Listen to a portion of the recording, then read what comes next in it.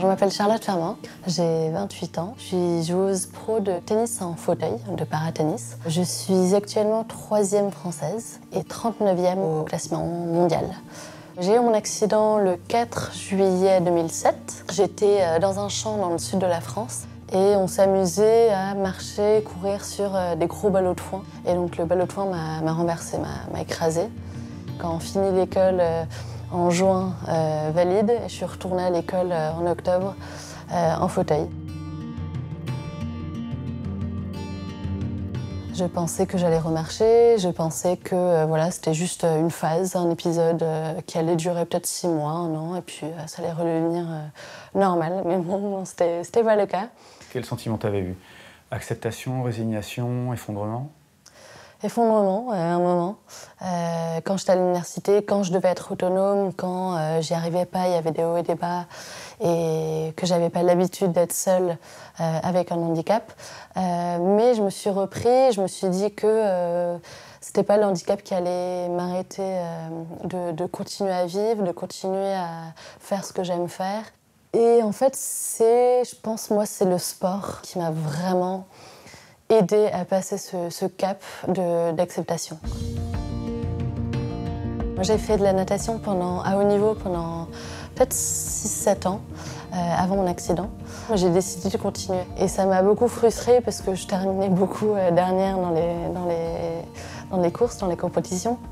On m'avait présenté le tennis en fauteuil 6 mois après mon accident, je pense.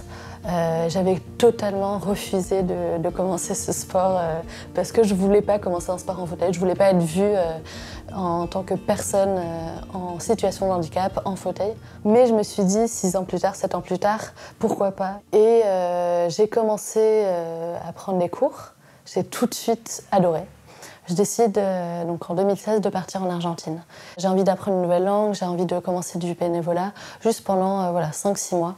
Et là, je trouve le club où s'entraîne l'équipe nationale de tennis en fauteuil à Buenos Aires. Et au bout de 3 mois, l'entraîneur national à Buenos Aires me demande si j'ai envie de m'intégrer à l'équipe nationale argentine, de jouer à temps plein avec eux. J'avais envie de taper la balle toute la journée. Voilà, à 18h le soir, quand tous les autres joueurs terminaient leur journée, moi j'étais encore sur le terrain et depuis, en fait, j'ai pas regardé en arrière, j'ai pas arrêté et je me suis lancée dans cette carrière sportive assez différente de ma vie d'avant.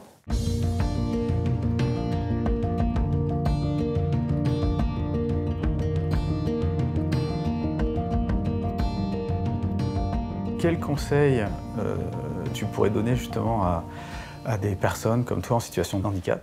Moi, le premier conseil que je donnerais, c'est vraiment de parler. C'est super important pour pouvoir faire face à cette acceptation, pour pouvoir ne plus être en déni, en fait. Tu fais des études de droit, tu veux être avocate. Est-ce que tu appréhendes le fait de rentrer dans la vie civile? Un petit peu quand même. J'ai travaillé quand même pendant 3 ans dans un cabinet, donc je comprends maintenant ce que c'est de devoir travailler tous les jours en situation de handicap. Et donc je pense que la vie pro, elle va se développer après ma carrière de tennis, ma vie d'avocate. Et je pense que vraiment je vais avoir hâte de commencer cette nouvelle étape dans ma vie.